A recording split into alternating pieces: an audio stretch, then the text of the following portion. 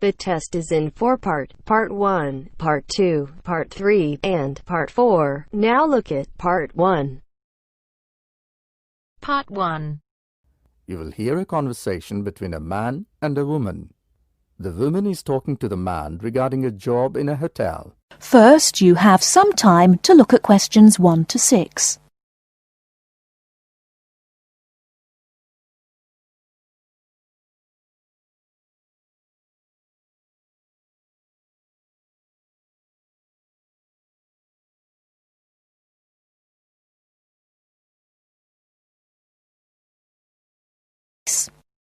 Now we shall begin. You should answer the questions as you listen, because you will not hear the recording a second time. Listen carefully and answer questions 1 to 6. Good morning, Vela Hotel. How can I help you? Hello. I read about your advertisement in the midday news. Yes, we have given more than one advertisement. Is that advertisement related to housekeeping staff? Right. I'm interested in the cleaning department. Great! Actually, I'm not dealing in this department. The person who is taking care of this department is not available today. Still, I can help you by giving you the basic details if you're interested. Oh, that will be great. What kind of staff are you looking for? The staff that we are looking for includes laundry, shoe polishing facilities, keeping the building clean, sweeping, mopping, dusting, vacuum cleaning, and bathroom cleaning. Housekeeping staff also clean the windows and public areas and remove trash and deposit it into the building dumpsters. Absolutely right. Can you tell me the working hours? We have 4 shifts: early morning shift from 4 a.m. to 10 a.m., morning shift from 10 a.m. to 4 p.m., evening shift from 4 p.m. to 10 p.m., and night shift from 10 p.m. to 4 a.m. So, do you give the option to the people of choosing the shift timings? Actually, we do not encourage that. The reason is that everybody would choose the shift according to their preference, but we do allow replacing 1 week shift with another shift timing. I think it would be better if I note all this down. Also, can you tell me about the day off system? We offer 2 days off and you can change the days on every alternative week of the month. Can you please tell me regarding the payment system? Absolutely, just a moment. Yes, I have them. You get $8 per hour, which includes your break. Before you hear the rest of the conversation, you have some time to look at questions 7 to 10.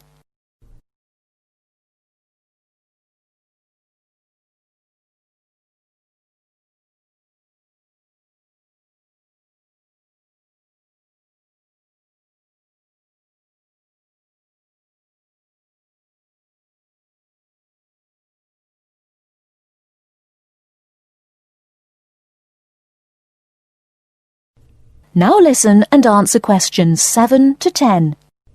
Will I get meals or... Yes, we offer meals to all our staff and there is no charge for it, which is a big relief. Awesome. Also, you'll be happy to know that you also get tips from our bona fide guests. What about the uniform? Is there any uniform system? I mean, do you provide the clothes as a uniform? Of course, it slipped out of my mind. We do provide clothes for the uniform. Wow, that is good. As it is difficult for one to manage one's uniform, what is the colour of the uniform?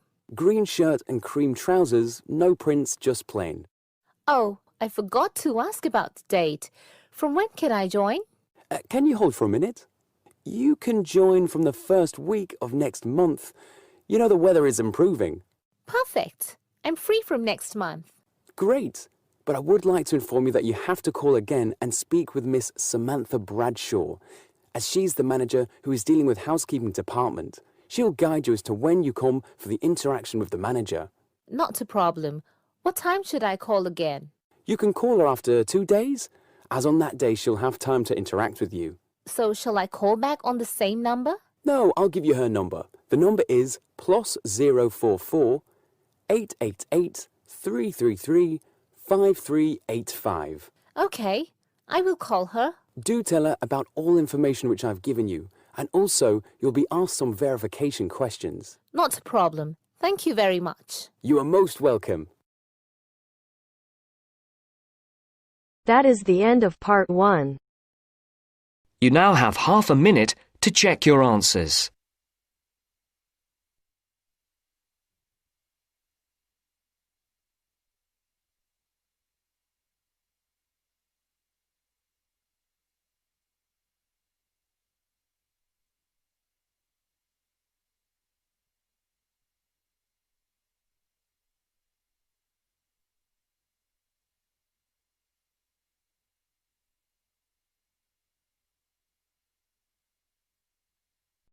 Now turns to Part 2. Part 2. You will hear a man giving a guide talk to new students at a university library. First, you have some time to look at questions 11 to 16.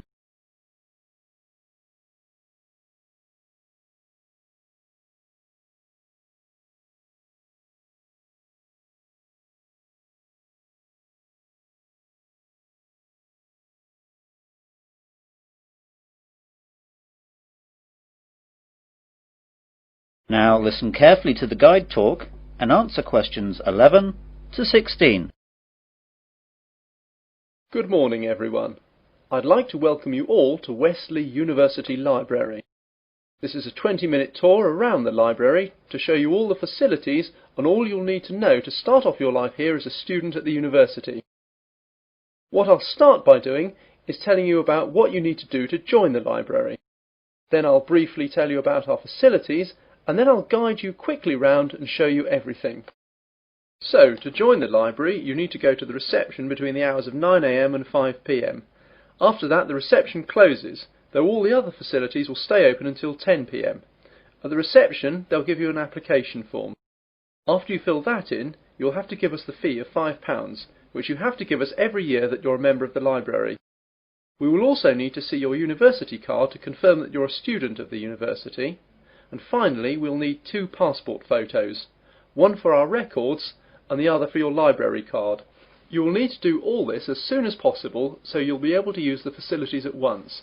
I'm sure your workload will begin to build up soon. Now, let me tell you a bit about the facilities.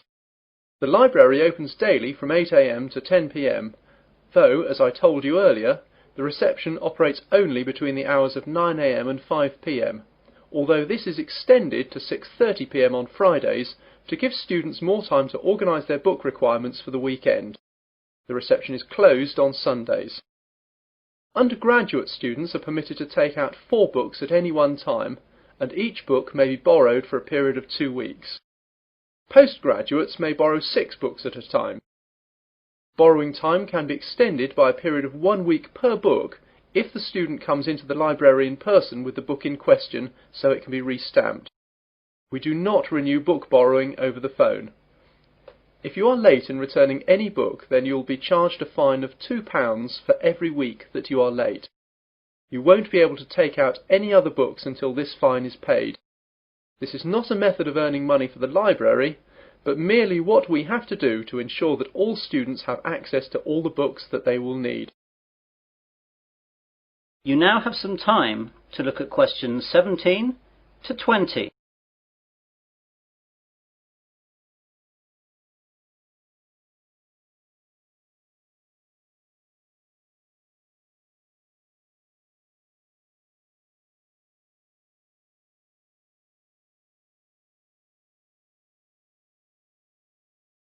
Now listen to the rest of the guide talk and answer questions 17 to 20.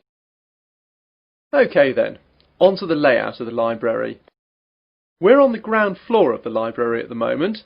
Here we have the reception, the computers, which you can use to search for books and their location, and the bathrooms, which are behind the reception.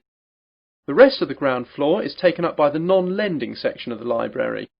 Here we keep all the books which are either too valuable or are used too much to lend out. You can reserve time with these books at reception and use them during any time that the library is open, but, of course, you may not remove them from the library. On the first floor above us we have the arts section, which includes books that students will need for subjects such as languages, literature, art and history. On the second floor is the science section. We'll see these in a minute.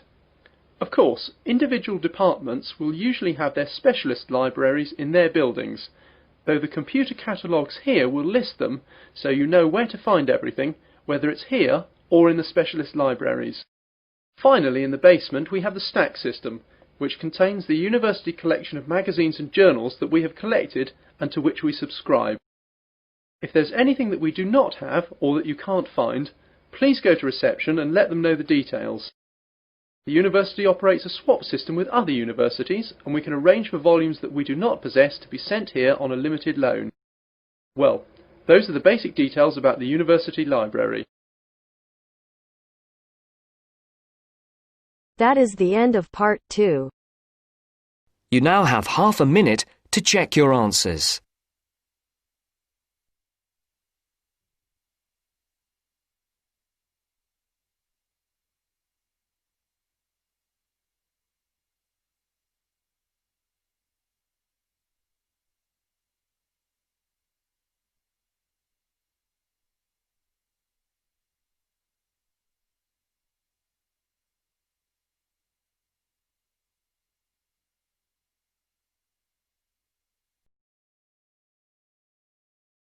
Now turns to part 3.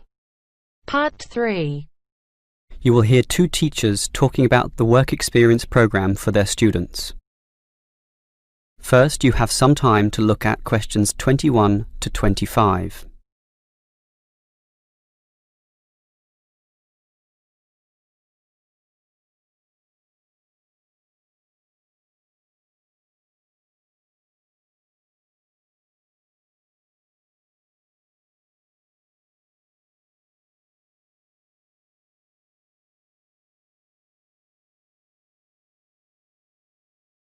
Now listen carefully and answer questions 21 to 25. OK, we've got to arrange this programme. Work experience. I believe quite strongly in this myself. Studies are often just too theoretical and the best learning can be on-site. Sure, in principle, but you've got to find the right companies. For business students, it's so easy with all the commercial enterprises around here, but for our lot of engineering students, it's not so easy at all. Last year's education students were easy too. We just put them all into schools. Well, there are a few companies that will accept our students. Building sites are the main avenue to explore, but the trouble is that not many of these places want inexperienced learners around. Why not? Last year when I did this, I think these companies were worried about accidents. Now it's more a time issue. They just don't want to train people. But these people work for free. But training takes time, and in the economic recession, few companies want their personnel diverted for such purposes. But I did find some companies, enough for us at least, but they all insist on one thing. Minimum work time of 1 month, right? No, that the students are appropriately insured. Remember, these are building sites and there are quite a few hazards there, and we're putting untrained students, not trained students, right amongst them. So these companies want financial coverage in case of accidents. Gee, is that going to be expensive? Yes, I'm afraid so, since we live in quite a litigious society. Consequently, insurance rates are sky high, almost unaffordable. I see. Can our budget meet this? Last year we couldn't pay for the programme. This year we can, since we have fewer students to deal with, but we'll nevertheless have to cut corners in certain areas. I never like it when that happens. Neither do I. In which areas do we need to economise? Well, the payment to students is not going to change. After all, they won't do this work unless they can get some money. We'll also continue to subsidise their travel as we did last year. Last year we gave them a completion bonus too. It was a big success. Made them go through the whole month. But not this year. We'll impress upon the students that possible failure could result if they don't finish the whole term. OK, I trust that will work. Before you hear the rest of the conversation, you have some time to look at questions 26 to 30.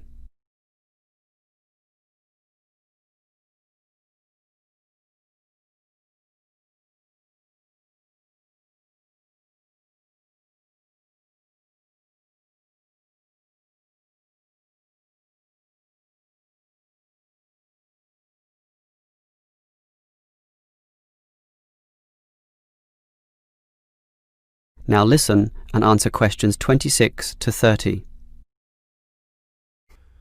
The most important issue for me about this work experience programme is which companies are getting involved, and that was your job. What companies did you find? Right, 4 companies are prepared to help out. Hepplewhite Distilleries, AJ & Sons Engineering, Johnson Demolition, and Sansoni Security. How many students can they take? Hepplewhite can take 5. No, 6. 6. Sorry, 5. It's limited at the moment by the winter, since beer drinking is lower around this time.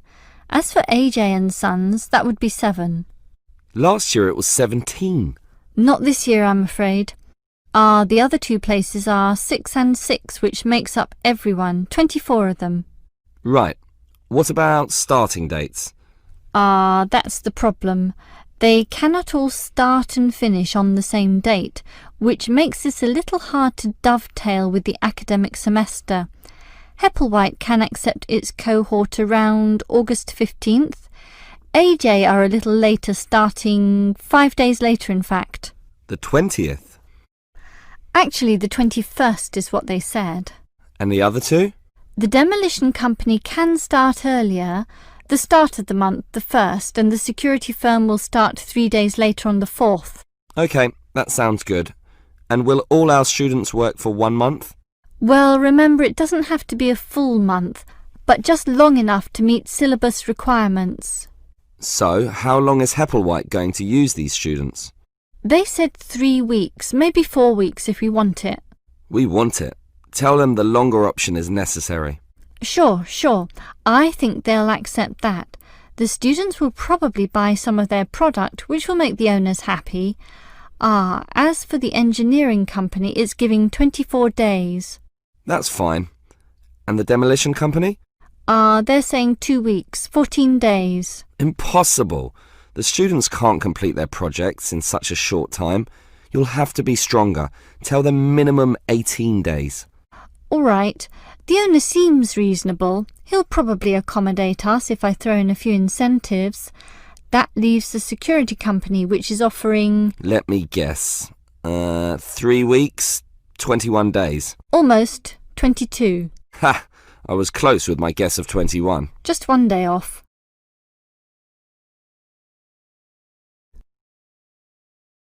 That is the end of part 3. You now have half a minute to check your answers.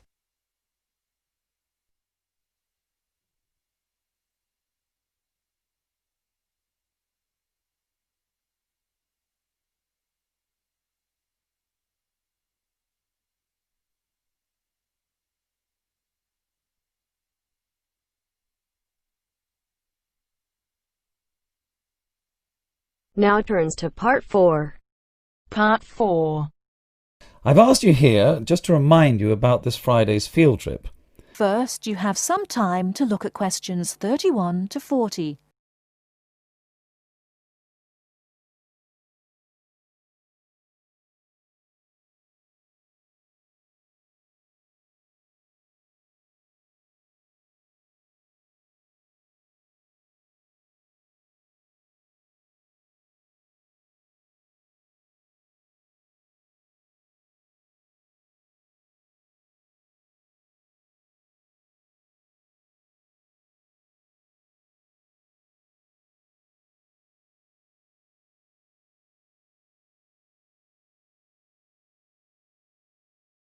Now, listen carefully and answer questions 31 to 40. OK, I'd like to keep this meeting as brief as possible, as I'm sure we all have things to do. I've asked you here just to remind you about this Friday's field trip. This is the first of many field trips you'll be going on, so there are a few rules I'd like to make clear now. Most importantly, I want you all to remember that simply because you are leaving the college does not mean that you are not studying. This is an essential part of your course and should be treated as such. There will be 2 assignments for you to complete whilst you are there, and some extension work you will be expected to do over the weekend, so I suggest you all pay attention on the day. Moving on, remember that we are going to a salt marsh and must dress appropriately. High-heeled shoes and t-shirts are not what I consider appropriate. You need good footwear, preferably boots, and you should bring a waterproof jacket as the weather is unpredictable. It would also be a good idea to bring a change of clothes. There is a chance you will get wet, and a 3-hour return journey in damp clothes is nobody's idea of fun. We will be on the marsh from about 10 o'clock to about 4, so you'll be given a light lunch. However, If you want to bring any snacks with you, then please feel free to do so, although we will be stopping for dinner on the way home. Now, this is the 4th time the college has been to Park Drive Saltmarsh, and so far we have never lost a student. However, remember that there are 28 people going, and if you are late, you will be keeping myself and your colleagues waiting, and at that time in the morning you will not find me very forgiving. Please try to arrive a few minutes before 7. If you are not here on the hour, you risk being left behind. For those of you who are being collected in the evening, you can expect to be back here between 8:30 and 9 p.m. But do warn whoever may be coming for you that the traffic is unpredictable and it may well be later. Before you go, I'll hand out your assignment papers and briefly explain what you have to do. Now, on the first page, all you are required to do is identify the flora and fauna on the page and find an example in the salt marsh. As I told you on Monday, you will need a camera for this. I recommend one of those disposable cameras rather than something more valuable, as the marsh can get very dirty. Now on page 2, you'll be looking more at the bird life on the marsh. You should be able to see what you have to do for this assignment, but there will be plenty of time on the way there to ask any other questions. Well, we'll stop there and I'll see you all on Friday morning. Oh, before you go, just a word of caution. The plants are there to be seen and photographed only. Remember that this is a protected site and we will have to get permission for this trip. If there are any problems, we may not be allowed to go again, and you will be spoiling the opportunity for other students. Okay, if you have any questions, come and see me later today or tomorrow. That is the end of part 4. You now have half a minute to check your answers.